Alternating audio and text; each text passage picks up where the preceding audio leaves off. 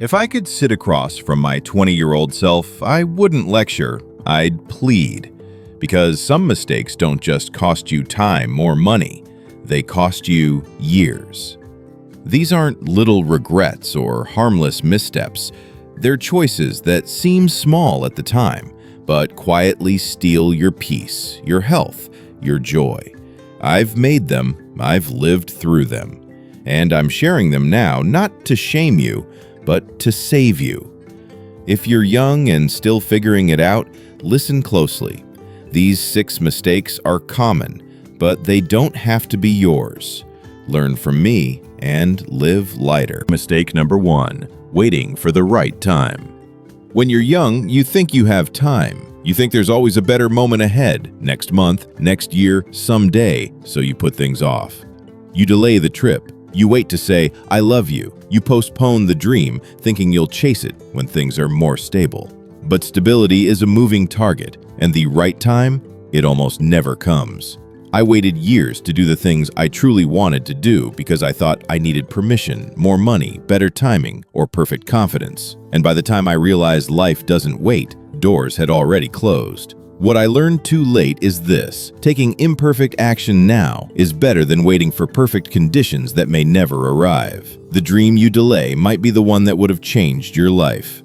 Mistake number 2, pleasing everyone but yourself.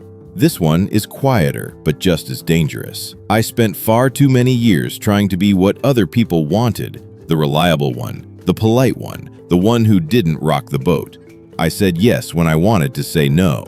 I took jobs I didn't love. I stayed in relationships I had outgrown. Why? Because I didn't want to disappoint anyone. But in the process, I disappointed myself. The truth is, you will never be enough for everyone, not all the time. And chasing approval is a race with no finish line. At some point, you have to choose their version of you or your truth. People may not like the real you at first, but the ones who matter will love you more for it. And most importantly, you'll like yourself a lot more too. Mistake number 3, staying too long in the wrong places. This one stings the most because you usually know it long before you act on it. I've stayed in jobs, friendships, even relationships that I knew weren't right for me. I convinced myself to give it more time, to make it work, to avoid the discomfort of change. But deep down I knew. I was just afraid. Afraid of starting over. Afraid of being alone. Afraid of what people would say. And so, I stayed. I tolerated things that shrank me.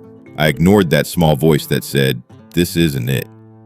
Looking back, I wish I had walked away sooner from the places that made me small, anxious, or numb.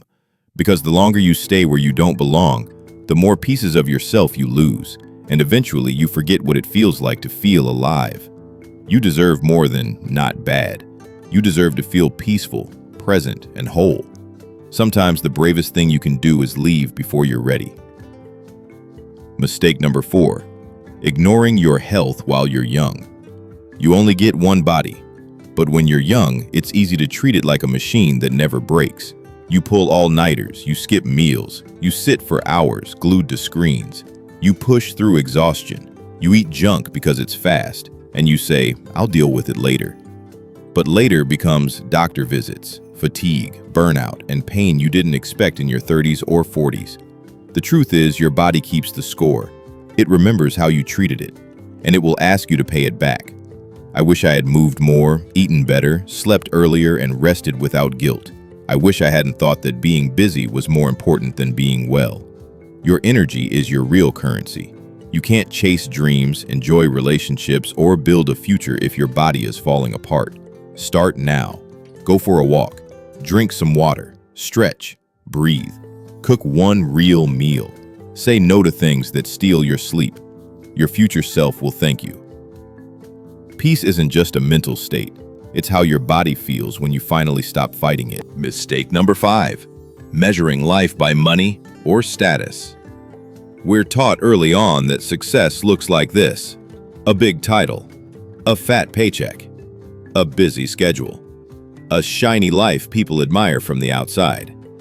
And I bought into it. I chased promotions. I said yes to more work. I built my resume like it was my identity. And here's what I discovered. You can be successful and still feel empty. You can check all the boxes and still wonder why you're unfulfilled. What no one tells you is that status doesn't equal meaning. A full calendar isn't the same as a full life.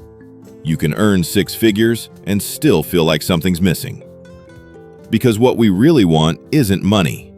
It's freedom, purpose, and peace. And those don't come from a job title or a fancy car.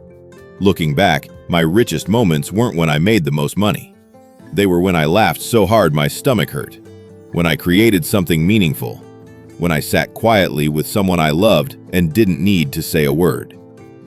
Don't wait to discover this after burnout. Ask yourself now, who am I when no one's watching? That's where your real life begins. Mistake number 6. Thinking you have to figure it all out alone. This one is subtle, but it can cost you years of unnecessary struggle. I used to think asking for help made me weak, that vulnerability was risky, that I needed to prove myself by doing everything on my own. And because of that, I isolated myself. I stayed silent through heartbreak. I wrestled with questions I didn't have answers to. I carried burdens that weren't meant to be carried alone. Eventually, I learned the truth. Strength is not self-sufficiency. It's knowing when to reach out. You don't have to figure it all out. You don't have to have a 10-year plan. And you definitely don't need to carry shame for not knowing where to start. Let people in. Ask the hard questions. Find mentors. Find community. Be honest when you're lost. You're not a burden. You're a human being. And sometimes, the strongest thing you can do is say, I need help. Life gets a lot lighter when you stop pretending you're supposed to do it all alone.